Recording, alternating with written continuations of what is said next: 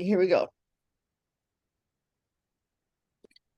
Grand Rising Elizabeth. Good morning. Good morning. It is Wednesday, October the 11th. And it is cloudy but beautiful. Ashe. Shay. This is the day that the Lord has made. Yes. And we shall rejoice and be glad in it. That's right. Ha ha ha.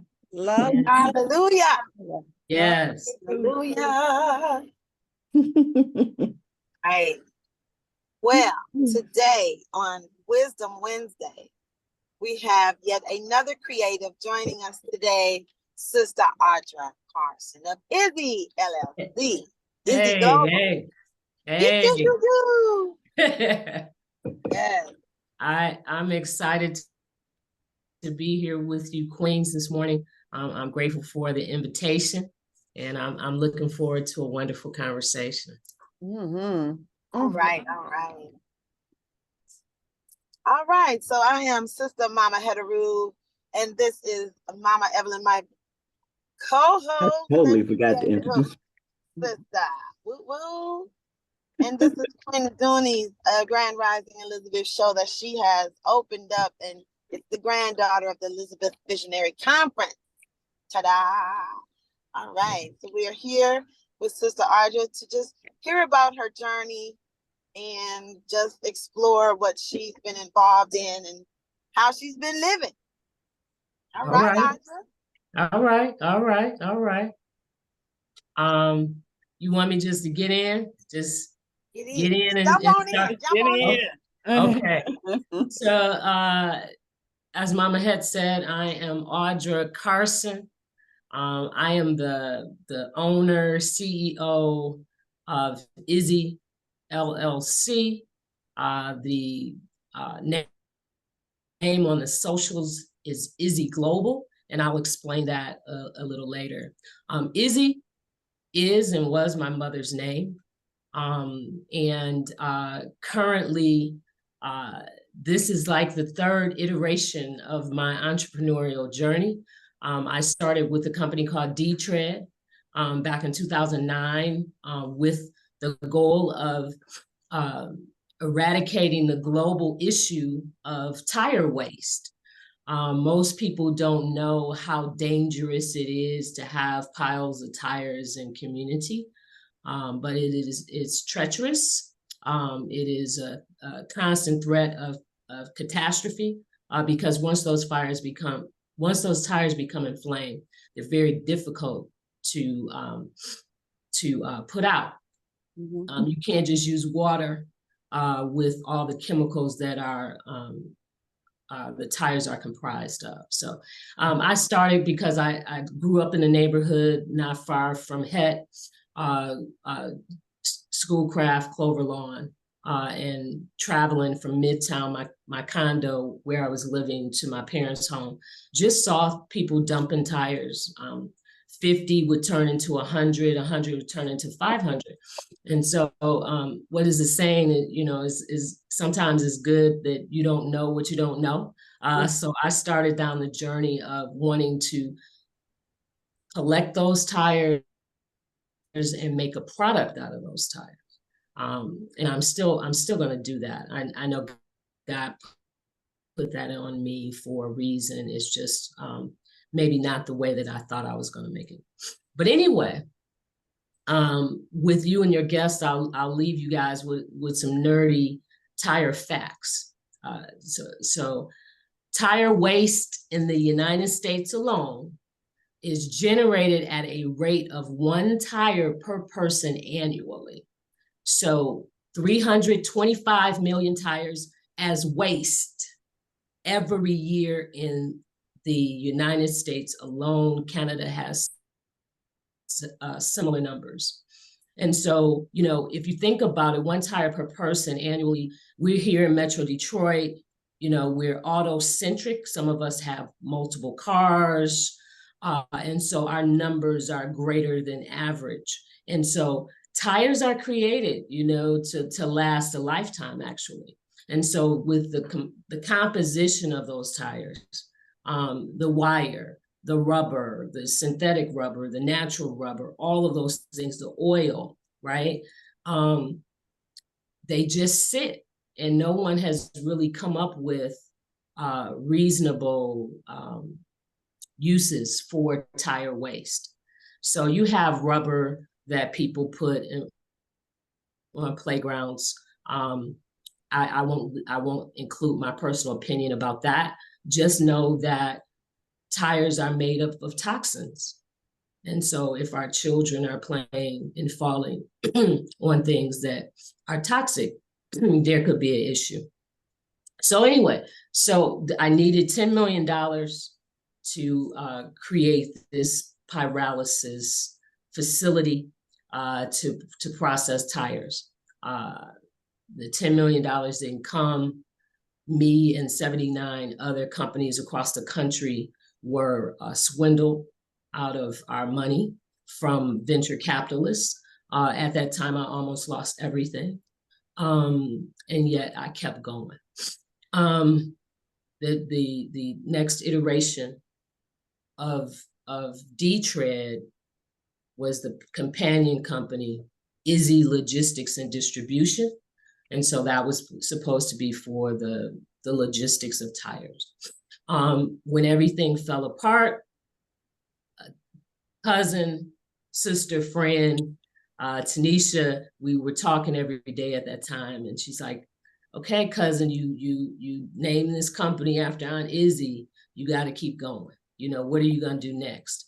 And so at that point, I pivoted before pivoting was sexy. During Right. I kept going. And so I dropped the logistics and distribution, and then I started doing what I call beautification work. And that beautification work had me over in her village doing some work. You know, I feel I'm of the thought and mindset that everyone, even now more than ever, deserves to lay their eyes on beautiful spaces, beautiful communal spaces, spaces free of litter and debris, spaces that you know, have native plants. A side note: the state of Michigan just made a announcement that milkweed is no longer considered a weed. Yay! Yay, yay, yay. And so they put that notice out, I think it was last week. And so what I do in community, one of the things that I do is help owners of spaces balance between keeping typically unwanted plants with adding some razzle dazzle, as I call it, with, you know, some typical beautiful perennials, cultivating these trees, looking at the trees, wanting to make sure that, you know, we can increase the tree cover in community. I don't know if you guys are familiar with a phrase of urban heat islands, which occurs based on the fact that our communities have lost their tree covering. And so when the sun hits that asphalt and concrete, it creates a space that the temperature is much higher in those areas than in areas that do have a tree canopy. And so just doing this work, Queens, just doing this work, it's evolved. And, you know, and looking at the questions that you guys had me kind of think about, you know, being a creative, you know, I kind of shied away from, you know, artist, creative, yet in this evolution of my work and allowing Most High to use me, I'm aligned with my purpose.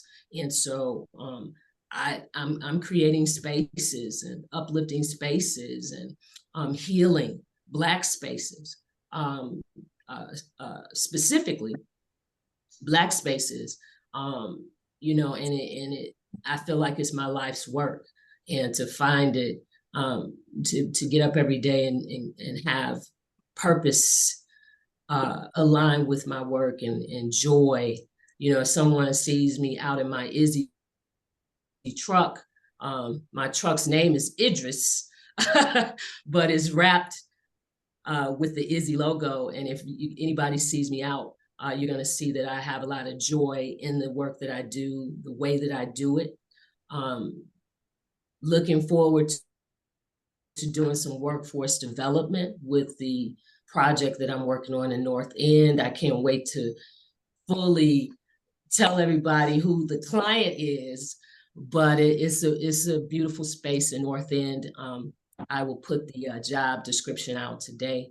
We need 2 people over there, part-time hours to begin with in North End. So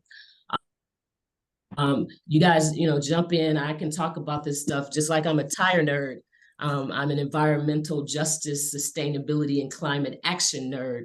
So I can talk on and on about all of this stuff. So, you know, yeah. It's your day. It's your day. This is your day. Yeah. Yeah. So, grateful to a couple of my clients are universities. And one of them is the University of Wisconsin, where we are collaborating to create curriculum for Black students, Black and Brown students, around environmental justice, specifically with water. And so how do we teach Black students about the watershed and why we should be concerned about the health of the watershed? Why should we be concerned about access to clean water here in Southeast Michigan? So we're developing curriculum.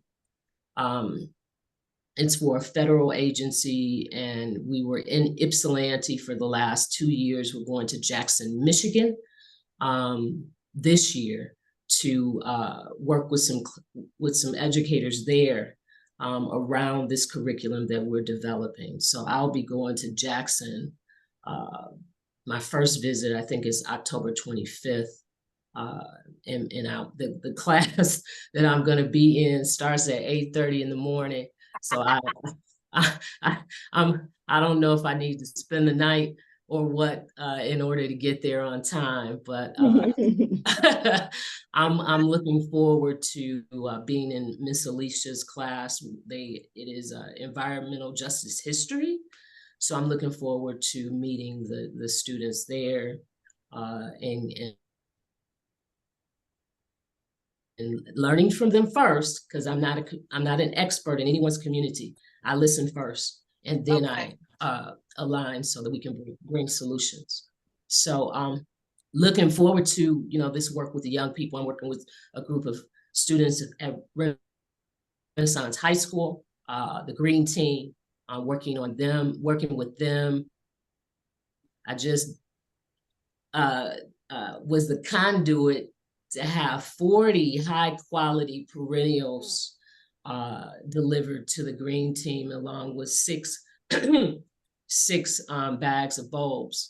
So it was Monday, it was a frenzy of planting. The students were excited, the 2 teachers were excited. So we got those in the ground so that, you know, in the spring, the campus is going to be transformed, and we'll come up with a design to move those perennials around. And so those students there at Renaissance, the Green Team, it meets on Mondays, 3:30 to 5 o'clock. So just doing this work, just doing this work. Grateful to do this work. I can't say it enough. And so it's growing, and I listen. I take time to be still. I take time to filter. So being peculiar, and I believe I believe you ladies can understand being peculiar. Sometimes you have to steal away because Most High communicates with us differently, and we express that communication outwardly in our own gifts.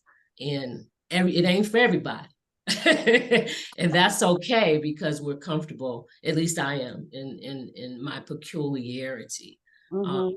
You know, just knowing that, you know, this is what God wants me to do, and this is the way God wants me to do it. And so global, yeah, I happened upon a gentleman, and this man he invited me over to look at some land in Boston Edison. And this is transparent moment, ladies. So I didn't, you know, I was tired. You know, people see me out, I work hard. And so I made an appointment to go see the space that he wanted me to work on to make beautiful. And I was tired. I was like, oh, in my spirit, I was like, oh, I don't want to go over here. Oh, I don't feel like it, right? And so, you know, self-talk, right? Audra, come on now, girl. You've gone over here and connect with this man and see what they want in Boston Edison. Sidebar, the historic district of Boston Edison is one of my clients for community corridor cleanliness. So they have a subscription with me. We hit Boston Edison, the Woodward, Linwood, Chicago Boulevard, Boston Boulevard, between Woodward and Linwood. So we pick up debris, cigarette butts, condoms, stuff we see, right? So this going over to West Boston is in addition to that. So I'm going over there, I'm thinking, okay, they got a couple landscape beds, you know, let me look at it. So ladies, I get over there, I meet the gentleman. There are 2 islands, and the islands are full of trees and shrubs and landscape beds. And so what I thought was something really small is something quite significant. And not only is the potential work significant, the gentleman of JFG Consulting has become my strategist. Okay. And so he's like, Audra, you do this work for our block. The other, how many islands are in Boston Edison? All of them. Right. And so, seeing my resume and knowing the quality of my work, you know, the potential is there. So anyway, so with the strategist, we're talking about, you know, with me being a person who, you know, I consider myself grassroots connected. He's like, Audra, you're a CEO, okay? And with that, you in order for your business to grow, it's not sustainable with you doing the work. It's not sustainable. You have to get to bringing staff on, and you have to do, everybody knows you know how to do all the jobs that you do. You've proven it. So is, you know, you can't grind and get the job and then grind the job out and keep going. It's not sustainable. And so with his tutelage and leadership, he's guiding me into looking at myself as a CEO. The core of me is never going to change as it relates to being connected to community. My parents were community advocates. My dad, my whole life, was the president of Clover Lawn Block Club. He probably still is on the books, although he transitioned in 2021. My mother, Izzy, created junior block clubs on adjacent blocks, right? So we had Rose Lawn Junior Block Club, Cherry Lawn Junior Block Club, and my mother was the catalyst for that to occur. And so grassroots community advocacy is in my DNA, and that's not going to change with me using the moniker of CEO. It's just going to allow me, you know, my goal would be, my dream would be for Izzy to be worker owned. That would be my dream.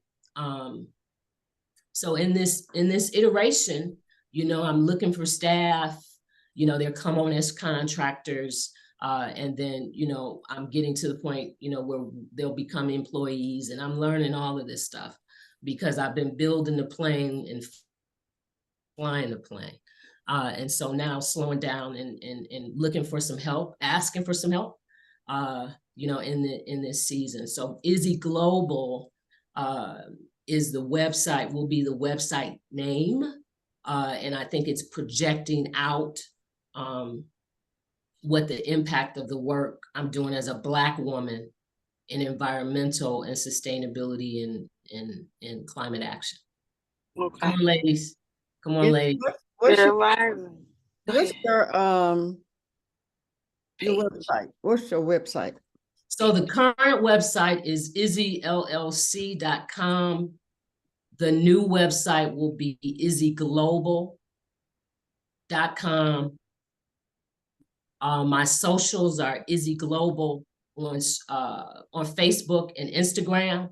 And that'll give up-to-date information, photographs of the work that I'm doing. The old website is somewhat outdated, but with the socials, Izzy Global, people can contact me, also see the work that I'm doing. Yeah. I got a question.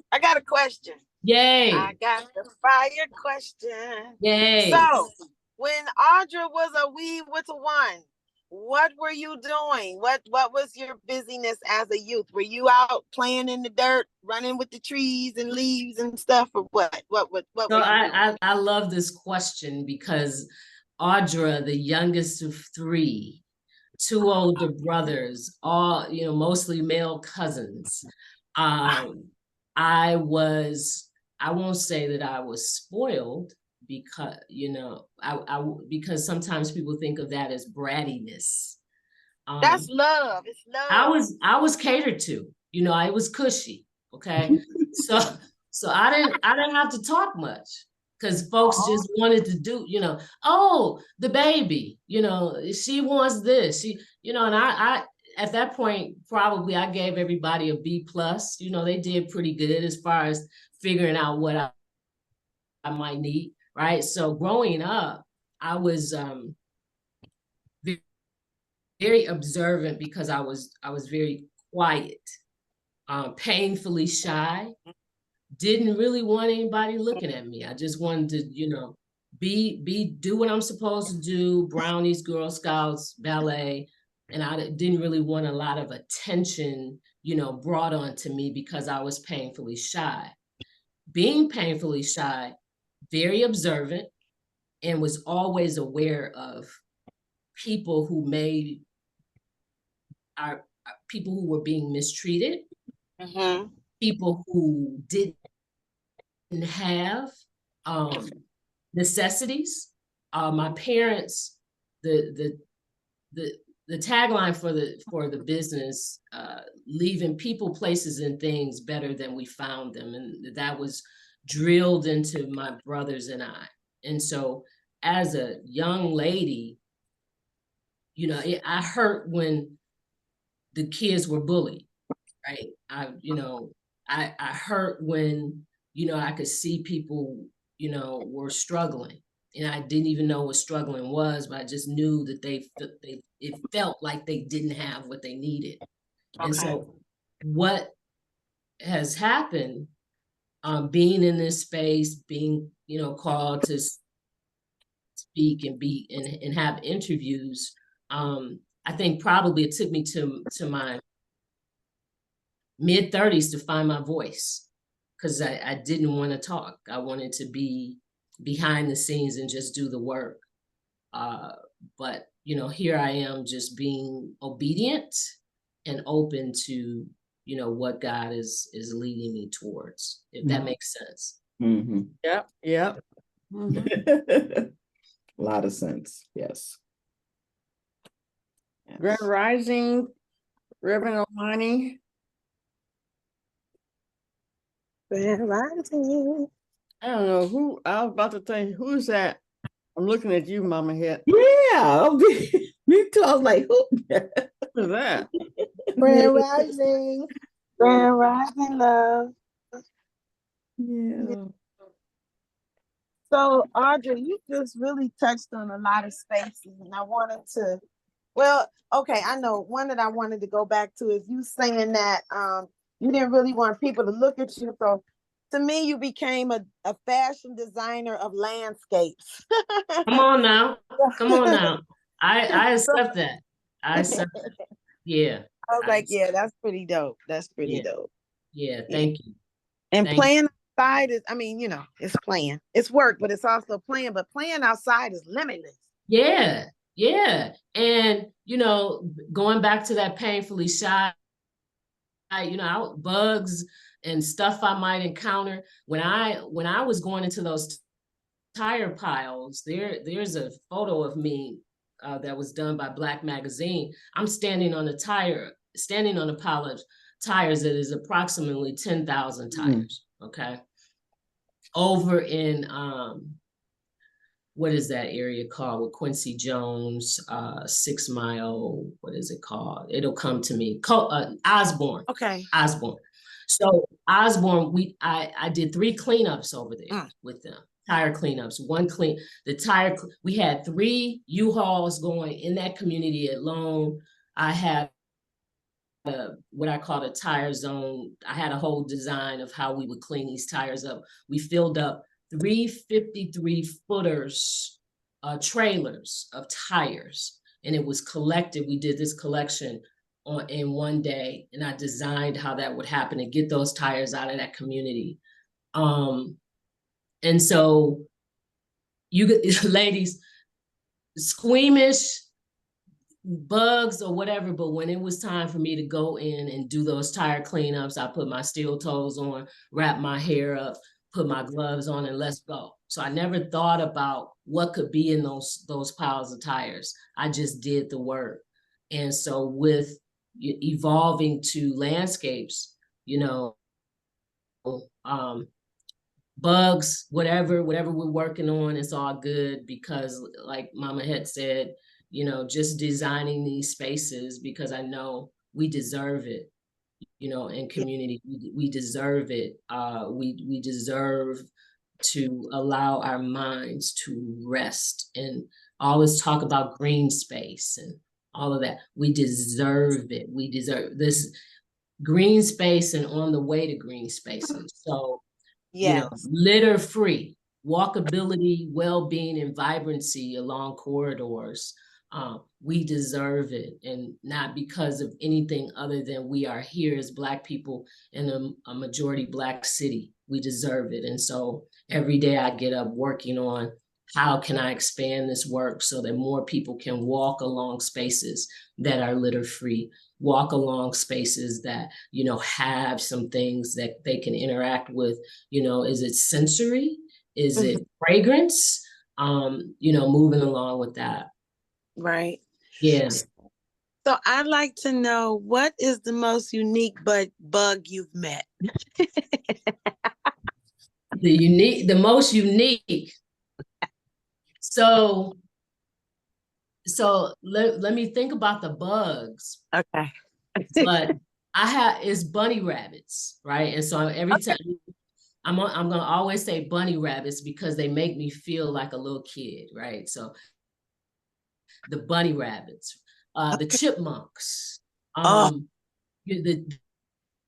chipmunks, you know, I see them and I'm just thinking about the cartoon, you know, Alvin and his crew. You know, bugs, even you guys, earthworms used to, you know, just right, the squirmy and all that, right? And now I see worms, and it's like, okay, this is healthy soil, right? This is dirt, this is soil, this is, you know, all the micro organisms are here doing their thing, right? Earthing, getting up in the morning and walking on the dew barefoot, Mm.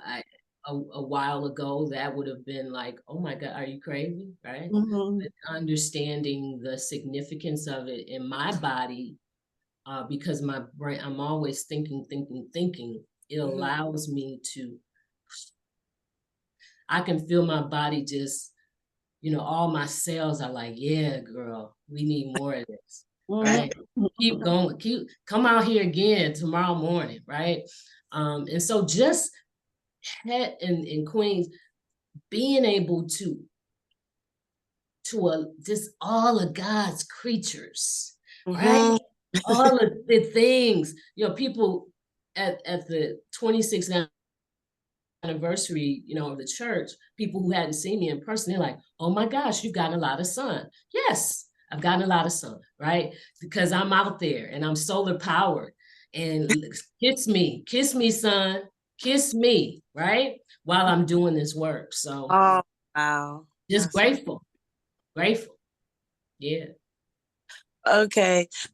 Please think about questions. Like I'm just going in. Okay, so my next question is, what is your most favorite always in the piles of pickup?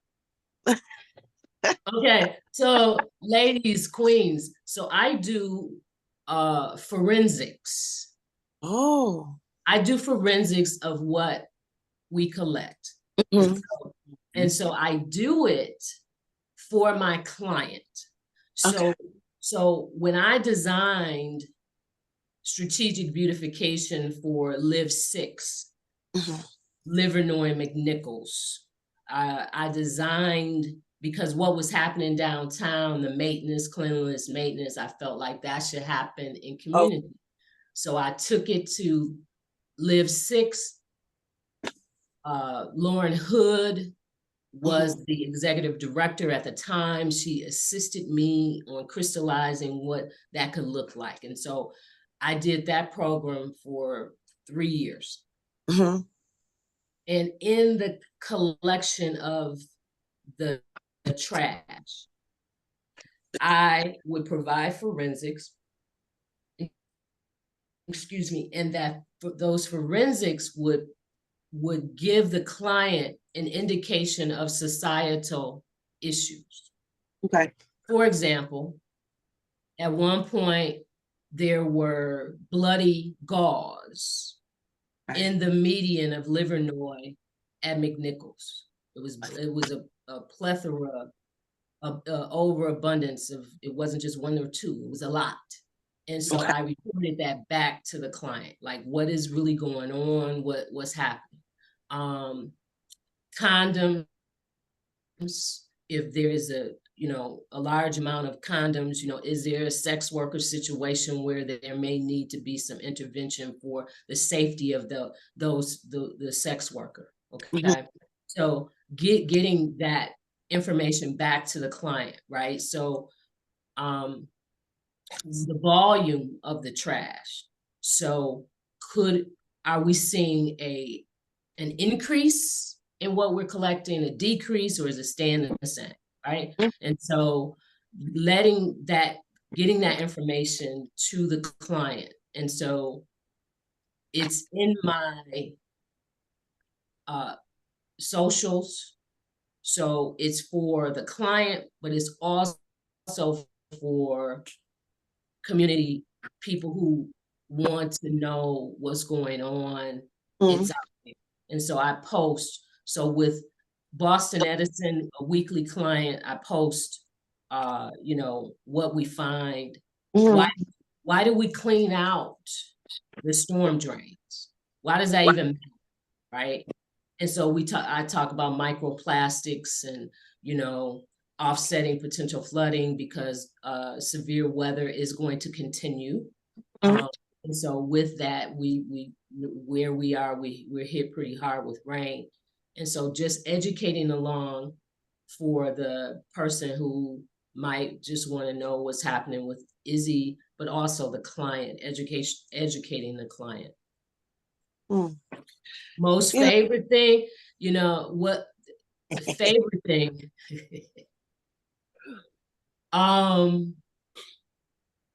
Wow.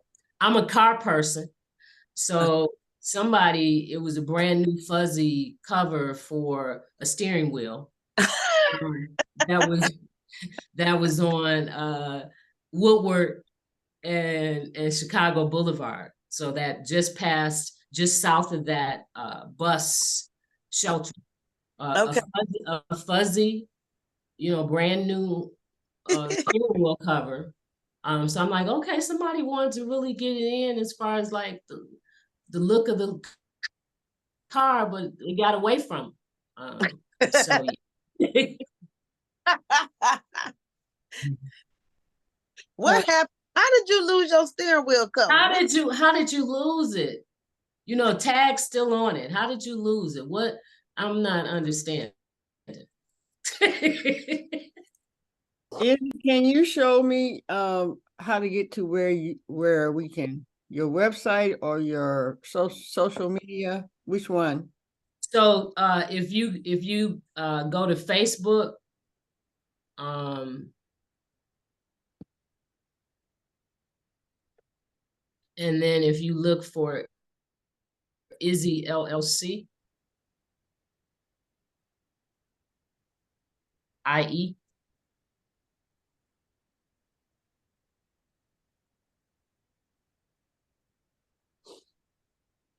Oh, I'm sorry. It's Izzy Global. Yep. Okay. All right. Here we go. Here we go. So that was me shouting out and thanking God for 58. If you scroll, this was East Warren Fest. We made history. East Warren is one of my clients. Okay. And so we made history with East Warren Fest. If you scroll back down or up, yeah, this photo here. So that festival was on a Thursday, and that Thursday is the day of the East Warren Farmers Market. Okay, we've had difficulty getting participation for the East Warren Farmers Market. We not having people come through, nothing. So when East Warren Development Corporation decided that they wanted to have a festival on the same day of Eastern Market After Dark, okay, which is one of my most favorite things to do and ever, right? Right. So you guys need the backstory on this. We were having difficulty having people come through the farmers market. Okay. So the team at East Warren Development Corp, they said, we want to have a festival. Okay. 8 blocks long. Oh. And so part of what I do for East Warren, because they haven't gotten the funding for me to do East Warren, all of it with the cleanliness, maintenance, and picking up the trash. So I help with the logistics of the market. Okay. So that's putting up tents and all of that, right? So I'm giving you guys this background, right? 8 blocks. 8 blocks. We couldn't get people to a parking lot. Damn. 8 blocks. Okay.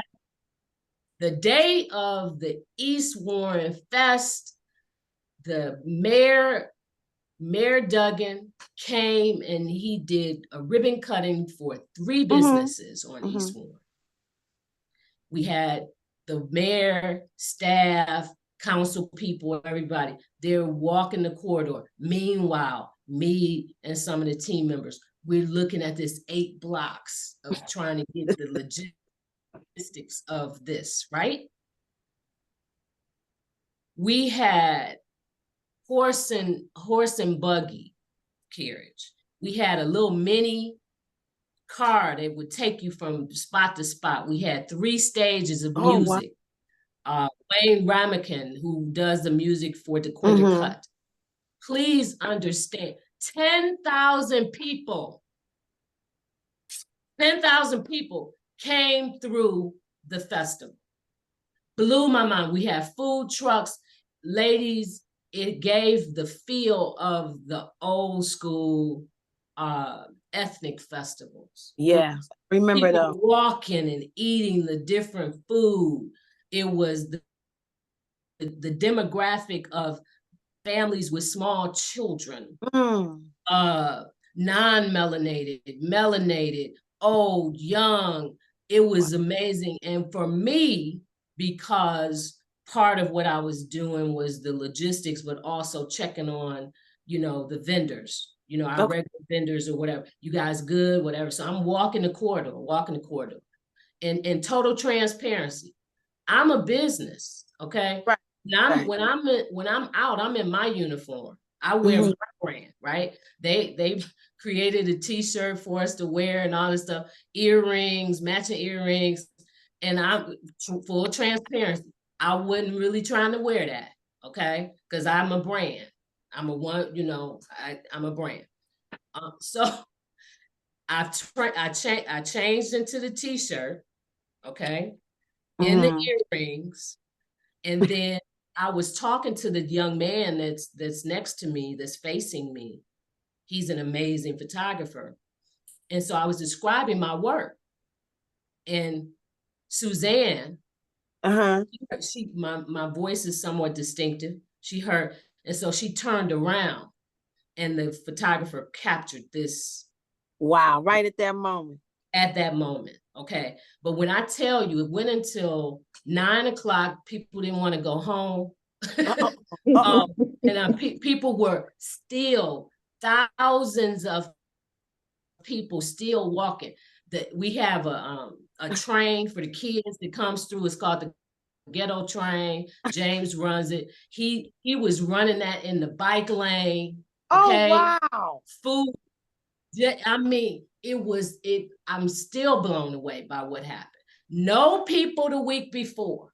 A few, maybe 50, if that, maybe 50 coming through. Good. That day, 10,000 people. We had a bar, Natural Pours did a bar. We had a beer garden. Oh, wow.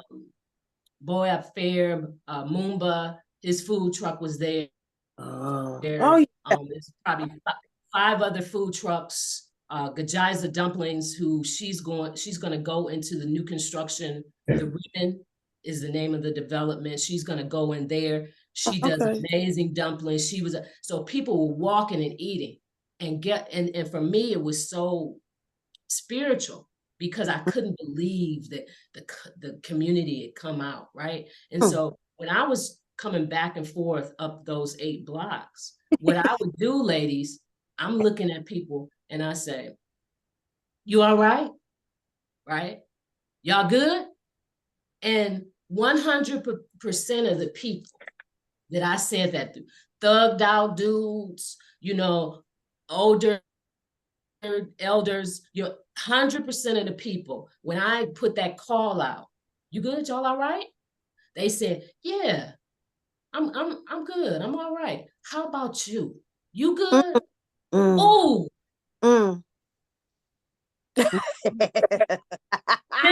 10,000 people in community. I'm asking the people, where do you live? Oh, I live around here. I live on Harvard, or are y'all gonna do this next week? Oh shit. Oops. Right. Oops. All right, when are y'all gonna do it again? Look, you gonna sign, you signing up. Right. Can I get you to say you're gonna be here next week and bring some friends? But 10,000 people, we made history. That's incredible. And I don't know. It was just I can't explain it. So do you think that the traffic from Eastern Market also got the win, or did you I don't know. I don't know. Or you were your own 10,000 people. Yeah. So that's the tires. The tires turned into people, Audra, and came to I guess they turned into people, sis. So this is a normal right here. This is a normal Thursday. This photo here. You don't see a whole lot of people around, okay? that the vendors, we brought the vendors out on the sidewalk to maybe bring some more attention. Mhm. I'm part of Joe Louis Greenway Community Leadership Team. We just did a community engagement project where we walked and talked with community members. Mm. This is the delivery of the 40 plants. I didn't take a whole lot of pictures because it was a frenzy, but Steinkopf Nursery just donated to Renaissance High School. Wow. This is the project in North End that I can't wait. It's Institute of Afro-Urbanism. I'll leave that with you guys. Okay. Yeah, so this is the parking lot of the one thing. So 30,000 square foot parking lot covered in vegetation. It took 22 days of our team working on that particular land. We cut down approximately 30 weed trees. We excavated the wrought iron fence. We got that out. We took out all of the root systems for the mulberry and weed trees around the perimeter of that 30,000 square foot parking lot. Yeah. Now that's in the North End? Yeah, that's in the North End. Okay. This was my first visit with the students at Renaissance High School. That was on October 2nd. Okay. Cool. Now, Izzy, that's fun. What is your emblem? Is it a leaf? Ooh. Okay, what now? So this project, so Channel 2, Channel 7 covered this project. It is the Ali Legacy House in LaSalle Gardens. Black Coalition purchases home, 112-year-old home. They totally refurbished it. It's absolutely gorgeous on the inside. And so I came into the back. They asked me to come into the back space. If you can imagine, that whole area was covered with typically unwanted plants. And so my idea was to cut a pathway through that kind of meandered pathway made of gravel, so that when the young men that live in the house, when they walk on that gravel, it gives a sensory interaction. And you know, hearing the tumbling of the gravel under your feet, it gives a sensory. So we just finished. There's a video out. It'll probably come up when you keep scrolling. It's a video out how we completed everything. But Steinkopf Nursery and Home Depot, a plethora of people donated. The house for men, young men, 3 young men. This is the work over North End. This is the other side of the space, the back space of the building. Okay. That's what it was before that tree, that root that you saw stump, that was that tree. That's what it looks like now. We took that out. We took all the trees out, the stumps and everything. Wow. So yeah, the house, 3 young men, they'll be mentored spiritually, emotionally, financially. And so that back space is very important. That was a passion project of mine. Mama Het, you were asking about the logo? Were you asking about the logo? What is the emblem? So it is a leaf, but it is also a nod back to the what I tire. did before. Yes. Tire. The tire. So it's a leaf, but if you look at it, you can look at it, and it may look like a tread. So the evolution of you. Yes. Yeah. So Izzy is your great grandbaby then. Exactly. Okay. So that's when we were on Channel 2 talking about the Ali Legacy House. What is this? Right. Yeah, so just this work has evolved, is my heartbeat. Grateful.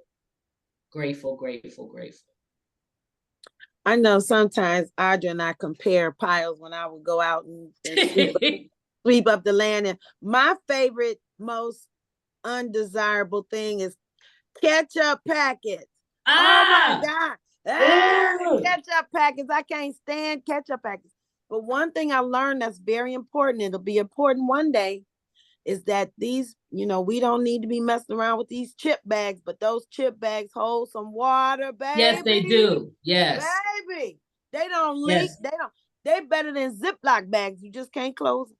But if you ever are somewhere and you don't have a receptacle for water, you wash the little bag out, I don't know, pray over it and wash it out, and use these chip bags, because they are phenomenal on holding some liquid. Okay, I'm just saying. So ladies, this is the video of the project at the Ali Legacy House. Look, I'm all up close like we at the movie. The sound is at the top, Mama.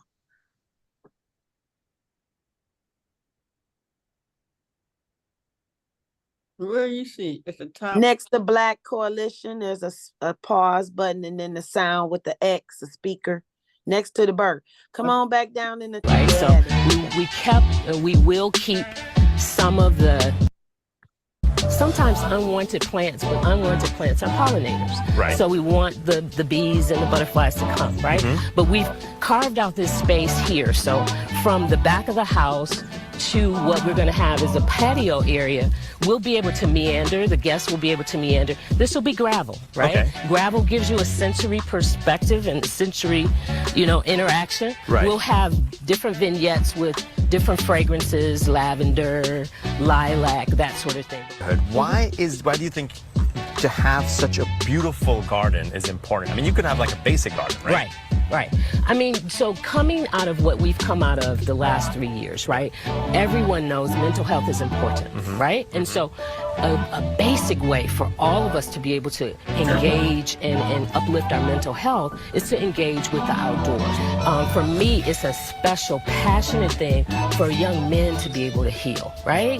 And it's not always talking, right? So if they can come out here and look at something beautiful, if their guests can come here and look at something beautiful, if funders can come and see what can be done here and potentially replicate it, but if we can engage with nature as much as we possibly can, it's going to uplift their mental health as well as everyone else. You know what? Beautiful. At 1:47 Mama in the morning. Evelyn. Sitting one day, drinking some coffee. Okay. Oh, Lord. Hey, you just got to find the best garbage out there. That's what I'm saying. You got to find the best garbage out there. Yeah, so packets, and then we've talked about liquor bottles. Oh, no, Yeah. Save me my liquor bottles. I have a liquor bar garden. Yeah. I'd be like, hey, look at this stuff. I especially love the Don Julio and what's the other one I like? The Patron, because they're strong, and when they throw them out, they don't break. They don't break. And so a societal thing that's going on is over the summer, folks have stopped drinking the expensive stuff, but they're back to drinking the expensive stuff now. So Don Julio and the Patron bottles have reappeared. Oh wow, that's you reading and it helps you, like you said, read the forensics of what's being released. Okay, gotcha. Yeah. Do you have a Patron bottle? I don't know what they look like. Oh, hold on. Let me get to my garden. Ask your question where I go to my garden. I got plenty Patron. Okay. When did this? What did you say? 10 blocks on East Warren? Where? So East Warren near Cashew. So do you recall the old Pizza Hut? You said what now? I'm sorry. I said I live on 8 Lake Point. I didn't know that was going on because that looked familiar. I said, is that over here? Yeah, so East Warren, Cashew, what's happening with East Warren Development Corporation, that's right there. So that's in front of the building. But a totally new space is going to be built on that land of where, that's when I became a board of trustee for the University of Olivet, my alma mater. But Mama Evelyn in Queens, they're gonna pop the top off of the Pizza Hut, new construction going in, an 8,000 square foot building. Oh my gosh. The offices, and then the main level will have roll-up garage doors for the vendors. So that space will be utilized in a different way. But new construction is going in. Probably in the next 2 weeks, they'll start construction on that. And in addition, Mama Evelyn, that's the ribbon cutting on that day of the East Warren Fest. Mama Evelyn in Queens, $60 million of development is going in on East Warren. So wow. You got the second location of Boab Fair, got 27 apartments going into the Arthur Murray School of Dance. It's a red brick building. You have the ribbon, which is the old bank. I think it was Charter One or something. It's on right the there. south. Yeah, I remember that bank. Yeah. So that construction on that is moving. So the upper levels will be residential. The main level will be Gajiza Dumplings. And she's gonna have a space because she's going to go retail as well. So she's gonna do potential small sit down, but then manufacturing and warehousing for her to be in stores. There is a Mexican restaurant owned by Black people that's going into the Deco building. So $60 million of investment is going into that corridor. And right now, my ask is that funding will come so that I can do the cleanliness maintenance for that whole from Altar all the way to Mac is ideal. So looking for funding to be able to do the beautification and cleanliness for that corridor. So another thing during the festival, people kept commenting on how clean it was. And so I also, when I was checking on the vendors, I also was doing my work of picking up the litter, right? I was going in, doing quick cleanups, and people were thanking me and, all of that stuff. So getting the culture of people to understand in community, we're not accepting filth. Who would have wanted to be there eating food, and walking with their kids and their dogs, right. And it's broken glass and rotten food, right. And condoms and all that stuff. So we have changing the culture of what we expect in community, and changing that thought of, oh, it's dirty anyway, so let me just throw down my whatever cigarette box. Or, I stopped throwing litter.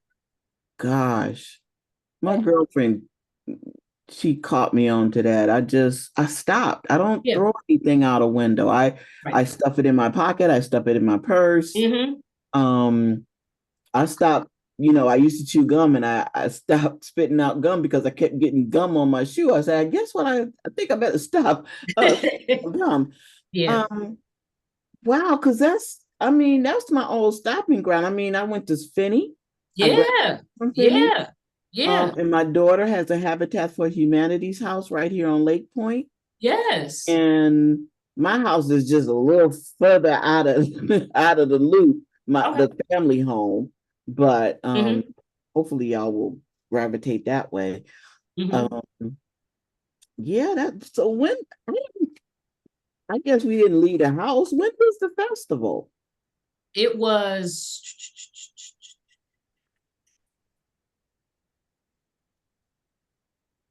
September. When was Eastern Market After Dark? Let me look at something 1 second. But the 21st, I believe. Yes, 21st. Yep. Wow. Yeah, and Are so you I mean, going? can you imagine a horse and buggy going Mm, down East Warren? Okay, a horse yeah. and buggy, and it was regal. Was the a beautiful buggy. And it was regal, and people were just the energy was so high. Mm-hmm. Because people were like, wow, this is happening here. The music, just like I said, I lost my mind at the party on Saturday. There were two house music DJs, one D Love, I think he does percussion along with the house music. And then Who Dat, she was spinning, and I'm dancing. I took a break and had a blood orange sidecar cocktail, okay? Because I worked 10 and a half hours that day. 10 and a Wow. half hours. So sometime in the middle there, when the sun was still up, I had a cocktail and I danced. I got my dancing in, Okay. okay? Okay. But the rest of October, they're doing Oktoberfest on Fridays. Okay. That the demographic might be a little different, but go through, see what's going on. You'll be able to visualize that the roof being popped off that Pizza Hut. Yeah, I used to eat that pizza was great. Yeah, I yeah, remember yeah, that place. yeah. What And are you the gonna do with building, the concept, the architectural concepts, black exterior, right? Just really, giving you is not overdoing it and where it's going to look out of place, but just real utilitarian, but a real good look for that community. what are Like they gonna do with the Algiers Theater? I know, isn't that they're still trying to get money. They're still, we wanted to activate the upper balcony because the music, they were gonna have the music up there, but right? it was miscommunication or something. So the stage was actually set out on the sidewalk for that, and the talent there, that's another thing. Those sisters were blowing, singing, and people going down, what is it, Outer Drive, they're like, oh my gosh, what's happening, doing U-turns so they can come and listen to the music. So the Algiers, hopefully something will happen and the investment will come for that. But the Arthur Murray's building, that red building, 27 apartments going in there. It's mind blowing. Joe Rashid is a bad man. He's a good dude. We met each other about 10 years ago doing community work. And so he's like, Audrey, you got to come over here. I don't have the money for you yet, but here's some things we can do to get your name out here so we can try to attract the funding, for them to be able to pay for the service from altar to Mac. Wow. Yeah. Wow. I gotta take I don't remember the dance building. Maybe I just never. Oh. So here's the thing. I know you passed it 2 million times, but is the name, hasn't been on that building. You can imagine probably as long as we, but it was the Arthur Murray School of Dance. And so it's a reddish building. So it's west of the Pizza Hut, probably 3 buildings. Okay. So you got the Pizza Hut, the parking lot, that street. I'm not good with my east side streets. So you got the street, you got a parking lot, you got a gray building, you got a beige building, and then you got a red brick building that's wide. Okay. And it looks like it's 2 stories. Okay. That's 27 apartments are going in there. Wow. The next corner is where the Mexican restaurant is going in. That development is black owned. A lot of the developers along East Warren are black developers. The Ribbon, black developers. Audra. I'm sorry. Yes. Yeah, I wanted to interrupt you. We have a lot of new, they're not new, but a lot of people have jumped on. And I want Okay. to just, kind of summarize what you're talking about, what you do so that they will know, can get into the conversation with us. Certainly. Mhm. Certainly. Welcome, everyone. I'm grateful to be here. I own a company called Izzy LLC. The social name for it is on the socials is Izzy Global. What I do is work with 3 pillars: climate action, sustainability, and beautification. I call myself Chief Beautification Strategist. And so some of that work that comes out into community is the cleanliness and the stewardship of corridors. So I was talking about East Warren. East Warren is one of my clients. The stewardship of those corridors is me, team members. We're cleaning those corridors with the grabbers. We're going up, we're getting cigarette butts, the plastic, chip bags, liquor bottles, all that stuff. We're cleaning these corridors up. East Warren, Woodward, Linwood, Chicago Boulevard, North End. That's part of the work that I do, and looking for team members to do that work. Also doing, beautification work I work with a couple schools so that I can cultivate, Black environmental justice and leaders. And if you guys came on, please, questions, you got any questions, please. I do. Yeah, come on. Yes. My 10-year-old would love to work with you. Okay. She gets livid when she sees trash on the street. Yes. Yes. Livid. Like after her Yes. soccer game, we're on the west side, and she saw all the trash as we're walking back the car, and I'm like, baby, you want to stop and do it right now? And she was like, Mom, honestly, I would, but we don't have gloves and stuff that we need. And I mean, she not even thinking about the fact that she just won the game. Right. She's looking at the field and like, who would do this? This is terrible. Right. I mean, and so she has a huge passion for it, and I would love to connect you and her. Okay, yeah. Together. If you can write it down, my phone number. Sure, I have my phone right here.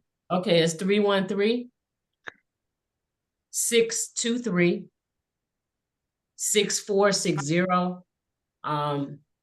Yeah, shoot me a text with your information, and we can talk about some things. I would love to talk with your daughter because she inspires me. I definitely don't throw it out, but it don't get under my skin the way it get under hers. Right. But I support her. Like, come on, baby, let's pick it up.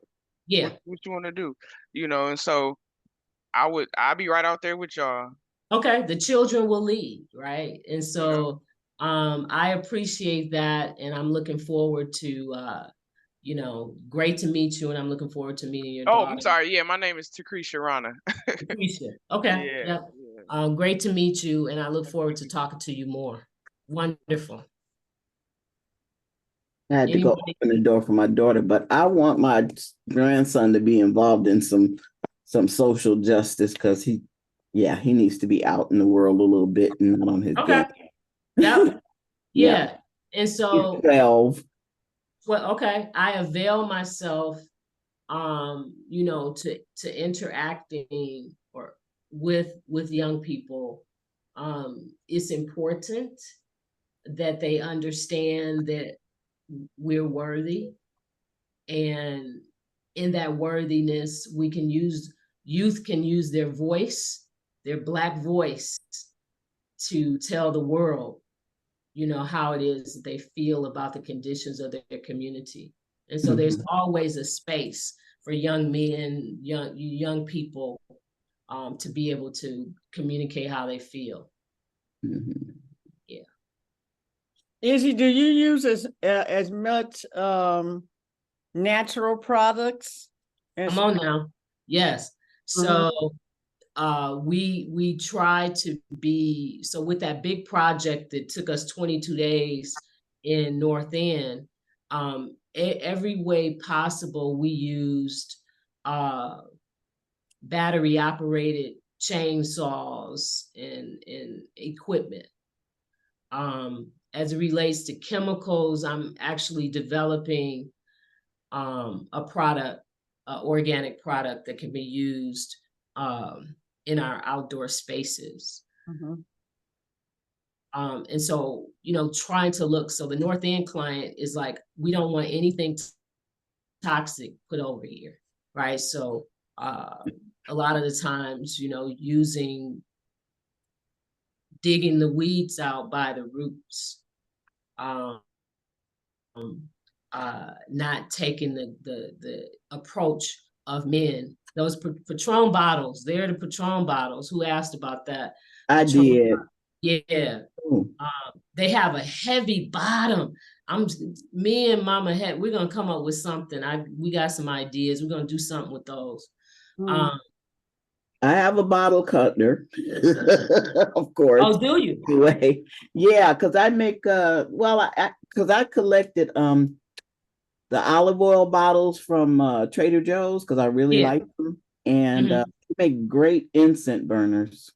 Okay, here we go. So let's talk about that. I was trying to work with a woman from community to do just that on a larger scale. So Mama Evelyn, we can talk about that, you know, because again, however we can, you know, repurpose, but also bring awareness to what's going on in our community. However we can do that, I think it's a beautiful thing.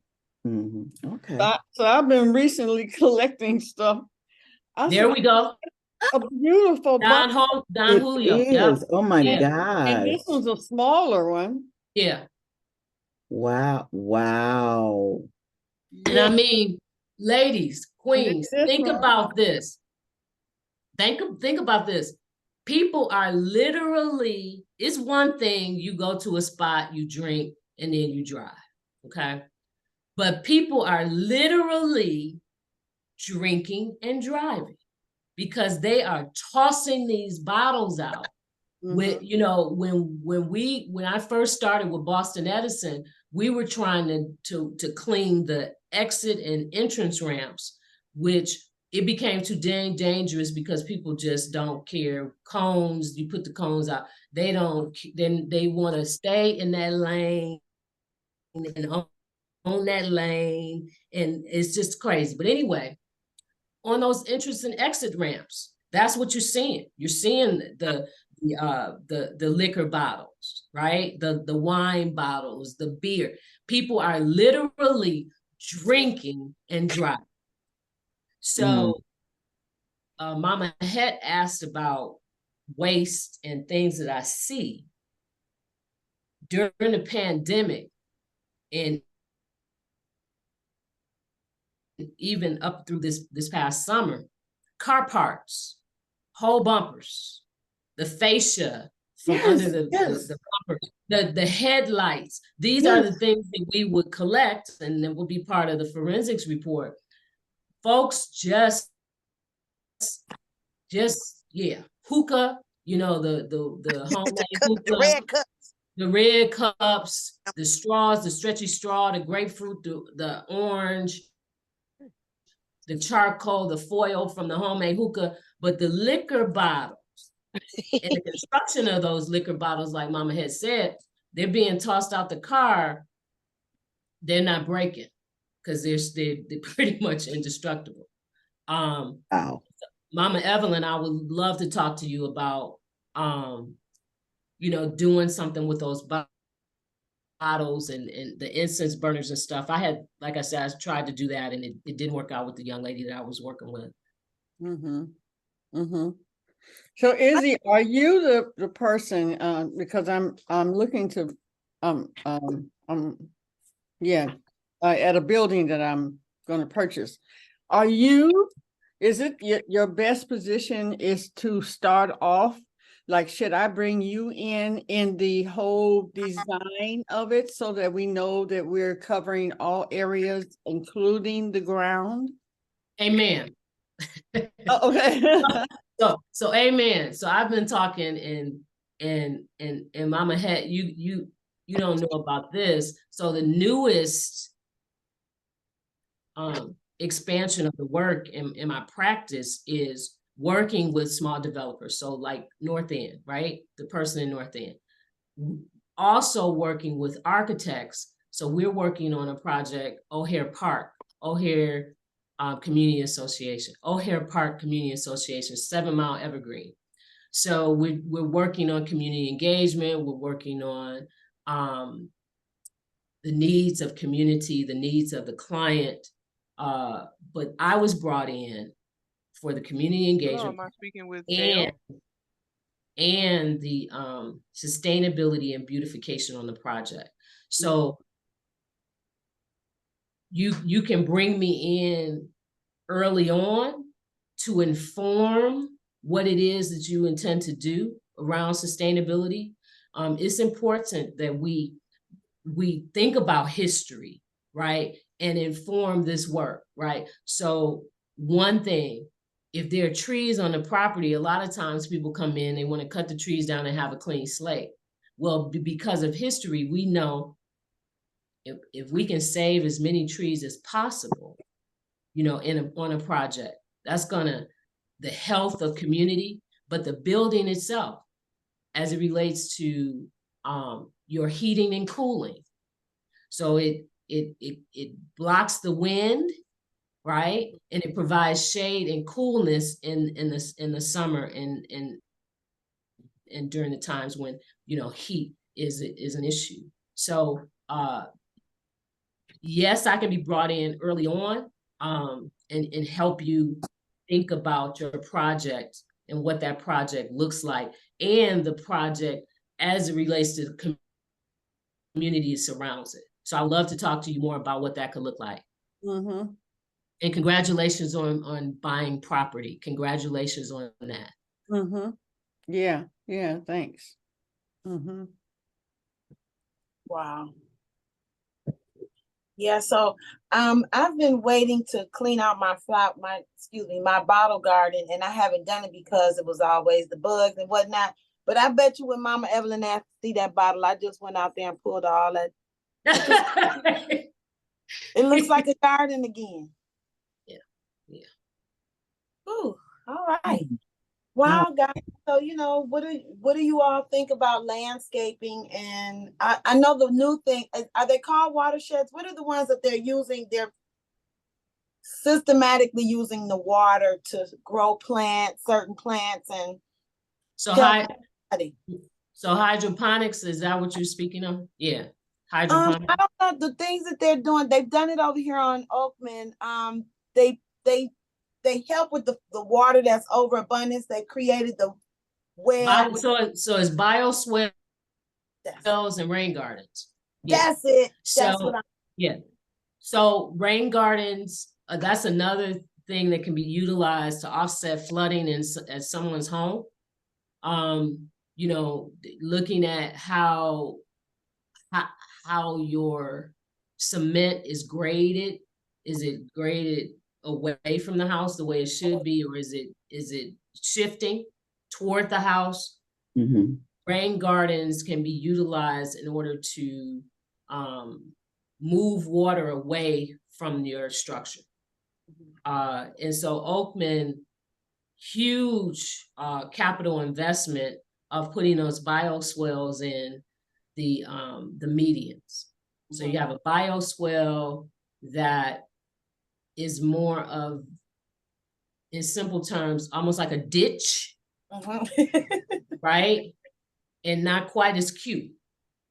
And then a rain garden is thoughtful, you know, it has a certain level of depth, sand, compost, you know, and then the plants are chosen, native plants, certain plants that, you know, are gonna help absorb the water, that want to be in a soggy space. And so it's more thoughtful, but in basic terms, bioswale, ditch that's kind of cute, rain garden is really thoughtful and, you know, looking to try to be pretty, right? Yeah, I know. Has anybody seen how some people are changing where the water comes from the gutters? They're putting rocks and having it go down to the street as opposed to collecting. Because once our house, everybody's house starts to sink at some point, and then that structure, the foundation comes away from how it was made, and now you have compromising with your water getting in your home. So the version or capturing the rainwater. Let's use the rainwater, keep the rainwater. You can wash your car with it. I don't know. Anyway. Yeah. But so just giving it another place to go or creating a natural spring, a natural pond or whatever. But you want to keep the water moving so the mosquitoes won't. Yeah, you gotta get it away from your structure. A lot of times homeowners, look to plant, along the driveway and, plant things. And so the rule, 10 feet away from the structure. Okay. That's where you want to plant, right? Couple things that'll give you room to be able to nurture and get around and prune, but also based on water, you're not bringing that water for that root system close to the structure of the house. Okay, well, that's a good consideration because not eventually, but soon Sheena is going to be, we're going to be renovating this house or doing, doing things, and landscaping is, something that she really wants to do. Amen. And yeah, because the flood we did have in the basement was man-made. It wasn't something that had to do with, it was when the pumps gave out or whatever happened. And but you know what? That was God's way of having us take stuff out the basement that didn't need to be there, actually. But my family home over there on East Forest on Avenue, it floods all the time. Right. All the time, because it's over 100 years old, like 105, 106 years old. And so the idea for that structure it hasn't come to fruition yet, because I'm not sure how it's going to go, but I definitely wanted to serve the community, and I own the lot next to it, so because it's right on that street, next to the liquor store. Nice. So Mama Evelyn and Queens that are here, another movement that I want us to be aware of is alternatives to grass. Yes. Alternatives to grass. And so it's a woman on Virginia Park that's down, she's on the corner, maybe 3 houses off Linwood. Okay. Virginia Park. She's done a wonderful job of shrubbery, succulents, and different types perennials. Is absolutely gorgeous. And she does not have to worry about it. Okay, so those succulents, the perennial succulents, shrubbery, there's an evergreen that grows like in a cascading way. It grows outward this way, right? And it can grow close to the ground. She's used that. It's gorgeous to look at. And she's not worrying about trying to get out there and water that stuff. She's not trying to fertilize anything. Okay. That fertilizer goes into our water system, right? And so part of what I want to do is be able to share that information with homeowners, Mama Evelyn, what you have with that beautiful family, ancestral land, your daughter's space, Queen with the building, and the property that you're going to get. What does it look like if you planted moss? Moss is such a vibrant green. right? You get that started, you ain't got to worry about it. I You need know, You have that. to one mow of the them, lawns. Jesus. you're not what, and guess what? You know, one of my clients, with me being groundskeeper for the client, every 10 days having a landscape company come out. For that, look, your money is Your $400 every 10 days. Wow. No.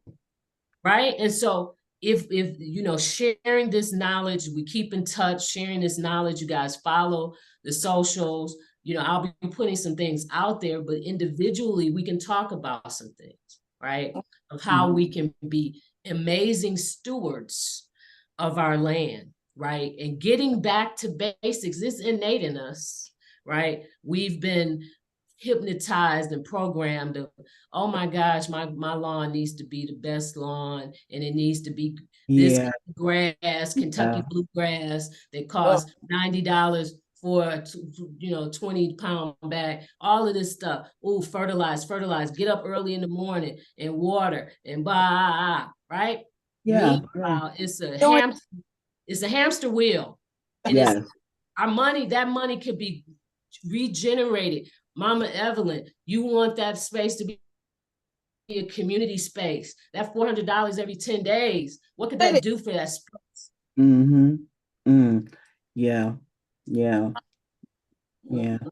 There's this, out in Grosse Pointe, by Kroger over there, this one corner, that woman, there's no grass. There's just beautiful plants. And I said, oh, I love this. Yeah. And then, the investment on the front end. And so my friends at Steinkopf, I take my clients there, but you invest in some good, high quality perennials. If you have a green thumb, for my space, I take my clients, wherever my space, I'm looking at the clearance at Lowe's, right? Them $3 plants that's looking like this. Yeah.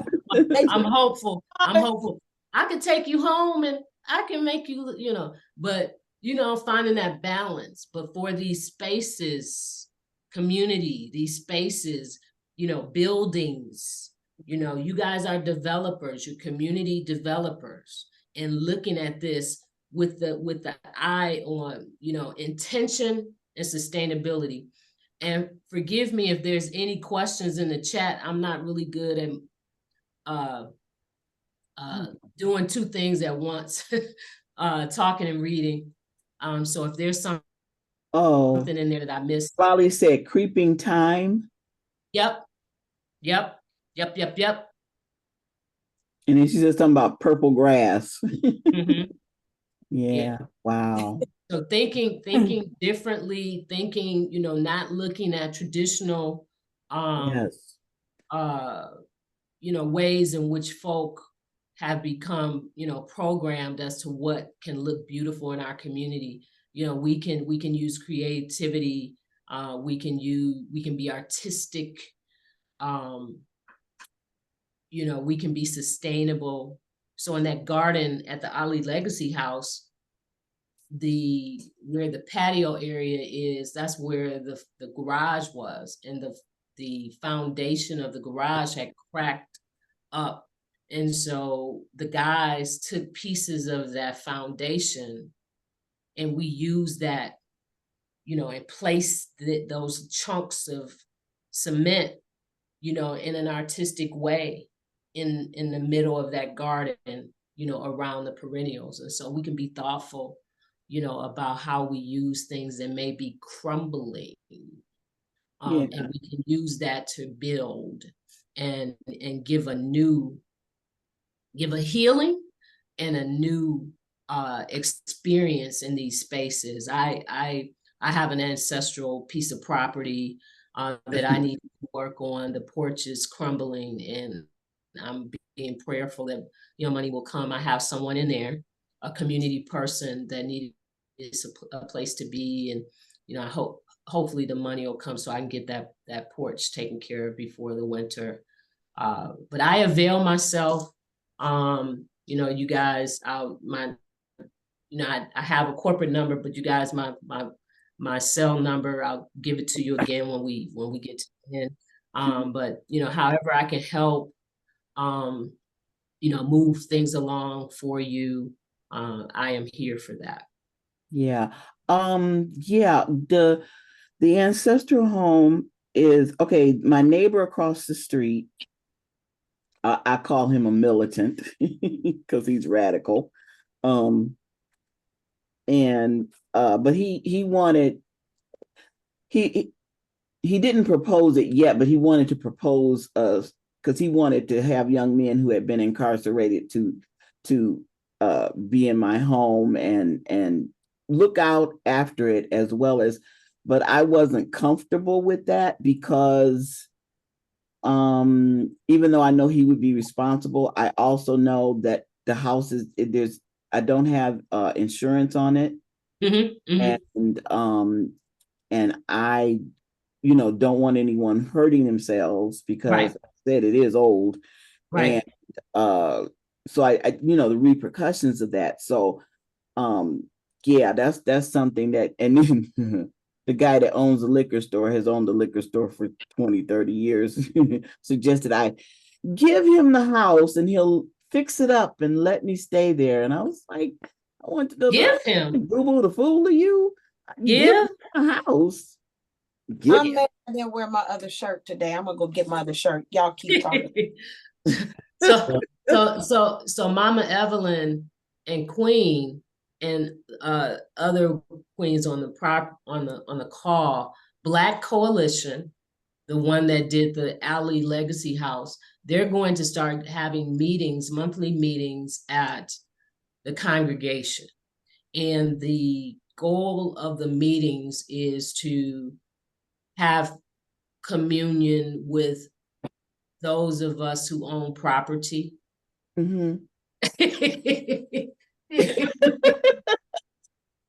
Yeah. You know, sharing information about resources. With that idea from the radical neighbor, there's something in there, Mama Evelyn.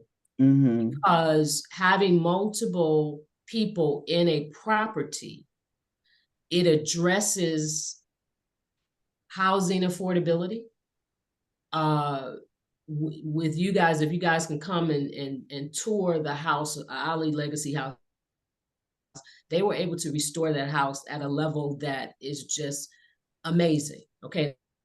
And that house was 112 years old. Okay. So what is the secret sauce? What does it look like? But what I do know is if you have multiple people in the space, that's going to allow you to take care of, you know, insurance and taxes and all of that stuff, right? So if you, let's just say 3 people, $600. $600 is reasonable. That's, you know, a studio is going for that now, probably more than that, right? $1,800. I don't know how many rooms are in there, but just think about that, right? As opposed to saying, wow, I like to have this to where, you know, one person is in here and I want them to pay the $1,800 or $2,200. That, you know, and is it a space, you know, when you said community, so is it a common space in that property where with community, you have people coming in to dispense some type of healing? And, you know, is it a nonprofit that's created in order to do this, right? You know, we can talk more about it, but there are some things, the Burwood House, which I did work with them with Community Lens. We did out of the Burwood House, we worked with Noble Elementary Middle School. You know, it's a community house. The Burwood House is a community house. You know, so there are templates out there in community that may help you move your your desires along. Okay. Yeah, that sounds great. I would like to be a part of those meetings, at least Yeah. to ask the questions. It's not a huge house. Mm-hmm. Uh, I say it's a 3 bedroom but the 1 bedroom is not considered a bedroom because it doesn't have a closet, but that could be remedied with a little bump out of a wall Right. and stuff like that. But Mm-hmm. and then I do own the lot next door. We bought in 1977. My dad bought it for $250. Amen. I still had a bill of sale. Amen. So we do have that little piece of property. So yeah, I would love to be a part and just get some more ideas, because I realize, just like you said in the beginning, that you need a staff. Yeah. Yeah. Staff. Me thinking on my own is not working. It's, right. And so in community, yes, in community, we can be each other's staff by sharing resources, and being open with sharing resources as what's available. Yeah. Mama Het, you about to say something? I don't know. I'm full. I'm like, wow, we didn't talked about everything from the rooter to the tutor. Yay. Arizona Action Committee. She is working with environmental justice as well. So this connection will be very worthwhile. She's incognito right now. Oh, okay. All right. No, it's good to sneak and learn and sneak and live a little bit. It's all good. It's all good. So I'm gonna give my phone number, my direct line. So it is 313-623-6460. Please shoot me a text with your information and how we met. Yep. And so I can lock you guys in, and let's at the very least, uplift the spaces that we're in individually, and hopefully we can exponentially, connect, and do some things. And it's all cool too. It's some folk I'm dealing with. They're moving in a stealth way. So Mama Evelyn, Queen, you buying a building, Queen, stealth. Everybody ain't gotta know, right? We ain't gotta tell everybody our whole story. And I'm saying this, I've been hurt and betrayed in community at levels that had me bent over with my heart broken by people who I would never, ever expect to do it. Okay? And so if this is the tribe, right? And we can talk and know that it's sacred and it's safe, then that's it. But be careful. Yes. Because everybody that's in the boat isn't rolling. And somebody got to drill. Somebody got to drill, and is drilling a hole. And everybody in the boat ain't rowing. We rowing and we going, yes. We can't hear the drill. Somebody is drilling for you to sink. And it's taking joy in it. Okay, so please, I beseech you, keep it close. Keep it close. Yeah. Okay. Can you repeat your number again, please? Sure. It is area code 313-623-6460. And if you guys, do me a favor and follow the socials. It is Izzy Global. So that is Facebook as well as Instagram. And early on, I shared that I'm being coached, and I have a strategist that's working with me, to get me out of grassroots mentality. So much is in my DNA. So, that is it just is. Yet I'm going to CEO level to where this work that I've been grinding out and everybody's seeing me, out here in my Izzy vest and my steel toes, I got to come out of that so that I can grow this thing, bring some team members on. Mama Evelyn, if you have some returning citizens that live in your space, could they work for me? Okay, can they learn to be stewards of their community? Can that be a part of their healing? For people to be able to see them be stewards of their community. So it's, like I said, I avail myself to you guys and in this fourth quarter, just making some decisions so that Izzy can continue to be around and Izzy can grow. Mm-hmm. I appreciate you guys, Mama Het, Queen, Mama Evelyn. I appreciate this time, to be here with you guys. I appreciate the invitation. Thank you so much. I've already texted you. Okay. I'm so happy that I came on. This is very powerful. I'm in the process right now. And it's the narrative is that we not out here. Mm-hmm. Right. And you just dispelled that.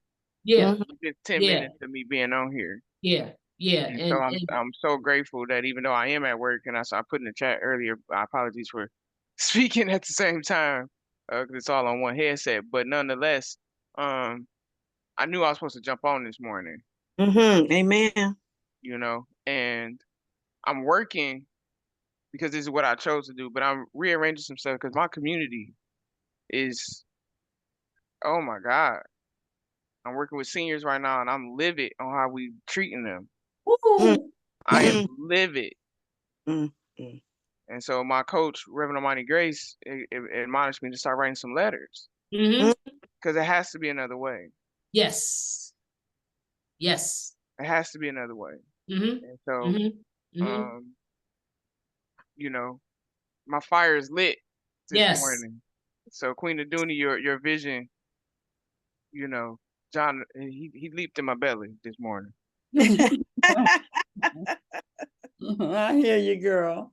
Love it. I want you to know, Audra, that the message that you just gave him, you was really stern in it about their vision and not letting everyone in on it. I received that. So thank you. Amen. Ashe. Yeah, you've been such a blessing. I just, you see people out there doing the work on the ground and stuff. You just see it. You don't really understand and know the depth of it, of the work that you all are doing out there, in the ground, and what it takes and what you have to think in the future, can happen if we don't do this right. This, so that is, yeah.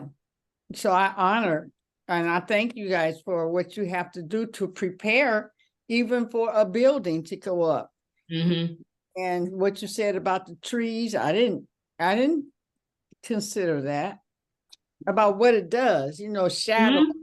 It's the work the trees. Yeah. So can I just say something right here? Well, go ahead, Rev. We don't. Oh, okay. Oh, this is what I want to say. I gotta say something because so y'all know I'm about upgrading our conversation, right? Ma'am. That conversation, that the old conversation called "hold things close to your breast" and all of that. Yeah, that's true, because you got to know who you're talking to. But at the same time, who we have to be in the matter is no weapon formed against you shall prosper. That's more the message. If you out there and you're doing something where people trying to drill something in your book, that's the universe letting you know that you need to protect yourself as you do your work. You need to anoint yourself before you go out there and be with people. You need to come home and take a shower and clean your aura after being with the people. So I'm just saying about that conversation, I don't know so much about that, because when you are inside of what God has ordained and purpose for you to do, It's unstoppable. Ashe. So I just wanna strengthen that conversation because you do have to know who you're talking to, and you don't go all, but not like a way of being and living in the world, because I think more than anything, we need to be free with who we are and what we bring to the party. And grow and have strength in that. Because one of the things is, a lot of times when we think we're covering something, and you do need to cover it, absolutely. But don't cover it so much that we hide it from our own self. Okay. Yeah. Right? Especially inside of the Course of Miracles, because you don't have no private thoughts. Right.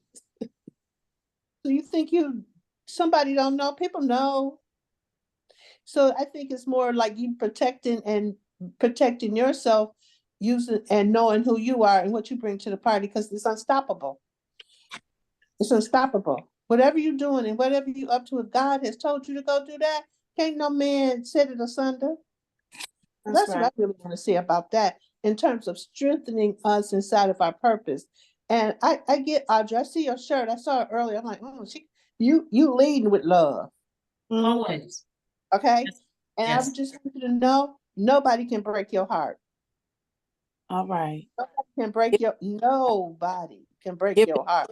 Unless you allow it. Okay. Okay. That nobody can break your heart. And if somebody breaks your heart, that's God just telling you need to bring more love to the party. All right. That's it. That's what I want to say. Okay. Thank you. Thank you. Received. Yes. Good job. Audrey is also a sister Libra for you there, Sister Love. I don't know if you do that. Yay. When's your birthday, Audra? It was the 7th. Oh, okay. Oh, wow. Yep. I'm the 27th of September. Oh, okay. Okay. I'm still partying. Me too. Yeah. Me too. My favorite cousin is the 7th. Oh, wow. My dad would have been, his was the 5th, and he would have been 100. Oh, wow. Yeah. I really don't want this to wrap up. We got 1 minute. No. If I could please request our birthday and song, and Baba was getting on Spirit Airlines today, and you played that song, so it was all. I think we need to close with that in the background, if you don't mind. One more time for our birthday celebrants and everything, and celebrating the earth and the dirt and the worms and the bugs and the bees and the plants. Yeah. Plants should be called the weeds. They have purpose. I'm not calling no more weeds. They're going to be plants. All of them. Yes. Unwanted. Yes. Unwanted. Oh, y'all, I'm so full, especially this last message with what Audra gave, and then Reverend Omani covering that I'm complete for the day. Yeah. I'm ready, and oh my gosh. I love y'all so much. Thank you, Audra, for gracing us with your lens. Yes, thank you. Expertise. Yeah. Thank you guys. Peace and love to you guys. Peace and love. Okay. All right. Let's give a big hug. Hug yourself. No. And hug the world. Oh my goodness. Give all the goodness. Sprinkle it all over. We sprinkling nurturing dirt today. Woo. Spirit.